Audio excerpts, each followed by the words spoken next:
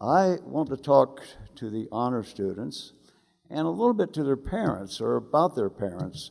I have been told that I have 5 minutes to say something really meaningful to the students, to the graduates, something that they will remember for a long, long time, that will guide them, that will really make a difference in their life, some good advice. Only 5 minutes.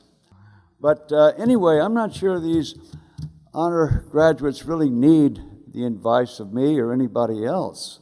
They've gone to one of the finest schools on the planet. Seriously. People like me all over the world know about UFM. And it's just an amazingly good school. And not only did they go to one of the finest schools on the planet, they did very well here, and it's a demanding curriculum. They took more economic courses as undergraduates than I did, probably. And they were better courses because when I was an undergraduate, we learned a bunch of Keynesianism. I didn't stick with the Keynesianism very long. But they've done well, and there's every reason to believe that the graduates will continue to do well.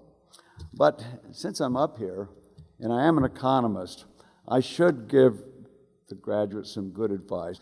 I know that I shouldn't give political advice at an occasion like this, but I like giving political. I just like talking about economics and politics.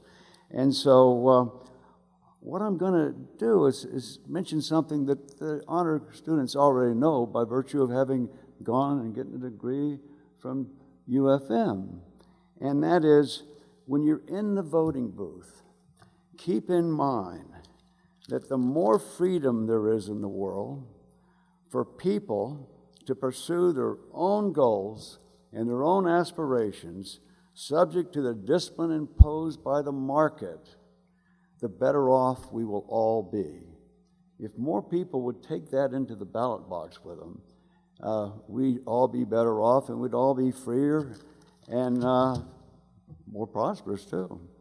As Frederic Hayek said, and I understand that almost everybody who graduates from UFM has read some of Frederic Hayek, a famous Nobel Prize-winning economist, who once said, speaking of freedom, he said, "It is not just the freedom," this is not a direct quote, this is a paraphrase, but it's not just freedom that we use ourselves, that we experience ourselves, that benefits us, but also the freedom that other people have around the world. That also benefits us. It's just not our freedom, it's the benefit of other people. And that includes the freedom, by the way, and I'll tell Trump this when I get back to the United States, that includes the freedom to buy anything you want from any country you want, and to sell anything you want to any country you want. The government, after they take half of our money, then they try to tell us where we can spend it and where we can't spend it. And we'd be a lot better off if we could have the freedom to benefit from the freedom others have to sell us goods and services, and they would benefit from us having the freedom to sell them what we want and what they want to buy from us.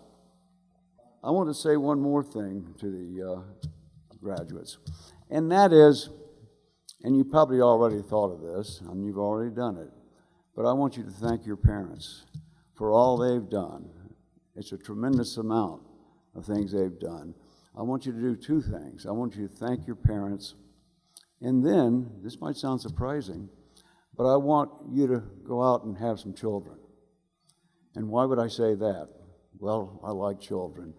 Children are assets. Children, the more children, the better in a way, particularly from honor graduates. But also,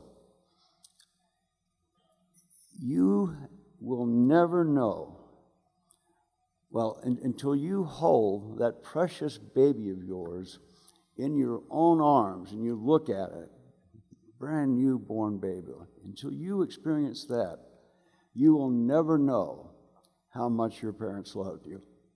And they loved you a lot, and when you see that baby, you'll understand it and appreciate them more than you ever could otherwise. So good luck, and thanks for the great honor of having me here, and thanks.